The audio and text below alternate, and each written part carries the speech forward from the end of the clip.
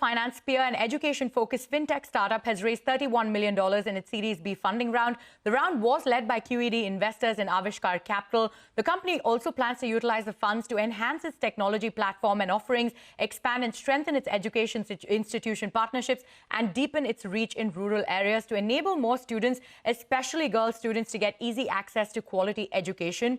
Joining us now to discuss the company's growth plans are Rohit Gajbhiye, CEO of FinancePeer, and Sushma Kaushik, the partner at Aavishkaar Capital. Thank you so much for joining us on the show. Rohit, let me start with you. You've raised $31 million and you want to make quality education accessible to all. How do you plan to utilize the funds? What's going to be top on your agenda?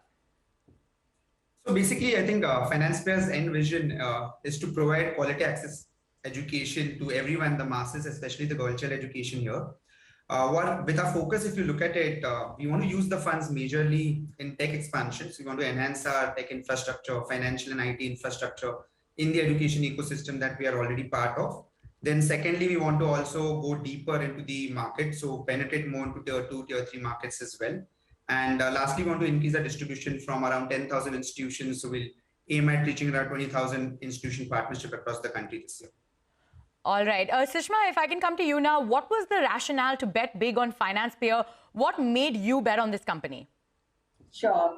So I think it's quite simple, actually, because it's a very large unmet need in the market today. Right. And thanks to COVID, it has been a big impetus to the ed tech ecosystem. And India is one of the largest student market with over 300 million students, right? And they are all over. It's not just restricted to the top cities in India. And one area that's lagging has been the financing piece for education financing. And so that was one of the key reasons. But the other reason we also saw is we have empirical studies showing that when a household has limited means, they tend to push the male child to study. But if they have access to finance education, they do push their daughters also to study. And that's something that really, hit a chord with us. And that was one of the reasons why we would like to be back FinancePeer. Absolutely. Rohit, if I can come back to you, give us a sense of how the business is structured across education and finance. How do you make money and what have been your top growth areas in the last 2 years?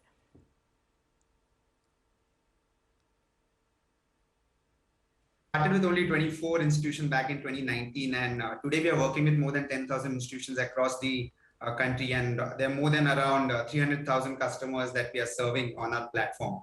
So our revenue driver is majorly from the partnerships that we have with education institutions. Essentially, what we are doing is we are just bridging a gap which was present largely in our country. On one end, the education institution wants to collect the fees upfront so that they have their working capital in place and they can increase the quality of their education. On the other hand, the parents need financial support so that they can put their kids in a good institution. So here comes FinancePeer, where we partner with education institution on a discounting-based structure. And we create a subvention model where we offer the parents a zero-cost EMI structure, and we make our revenue from the education institutions here. So that's on the growth side of the education institutions. Right. But we have also made a large progress in terms of, apart from fee financing, we have provided a software solution so that we can digitize all the operations of the education systems free of cost for them with our learning management systems and ERP as well, so that we enable the education systems to go ahead with a blended form of learning in this year as well. Right. Rohit, what about revenues? Where does that currently stand? Additionally, having processed over $100 million in fees, what are the targets for FY23?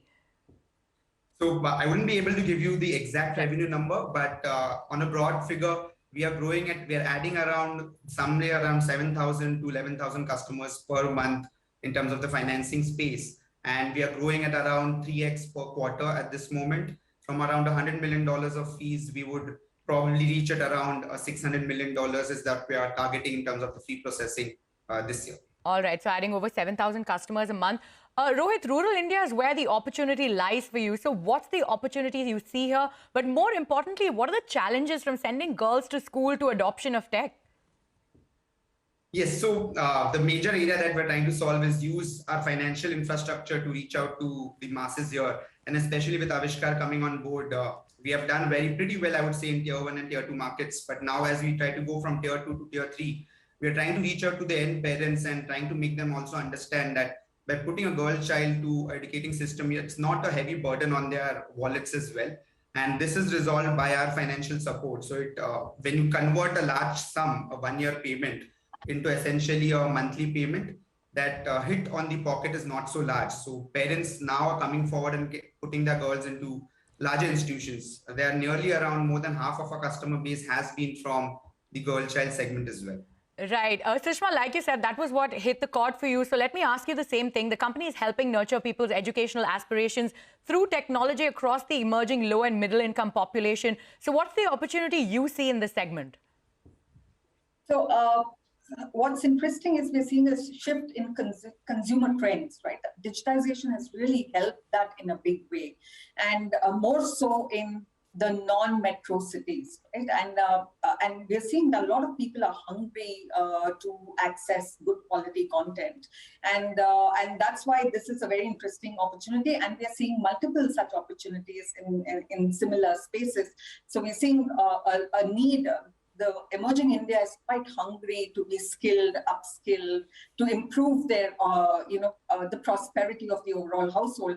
And that's very, very exciting for us. Right, so big opportunity there in emerging India. Rohit, what about I want to delve deeper into your financial solutions. What exactly do you have on offer? You offer credit support for fee payment via institutional partnerships. Can you tell us the traction you've seen for this and how many students avail this option, and what kind of gaps are you helping fill?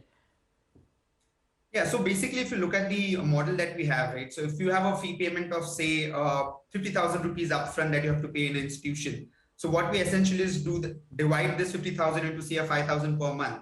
And typically in every institution, you would see when we go with this offering, nearly around 25-30% of the customers come forward in terms of using this opportunity and putting their kids into a better admission rate, right? What we have done with a lot of institutions across, especially in the Dehradun segment as well, we have increased admissions of institutions by nearly around 25-27%.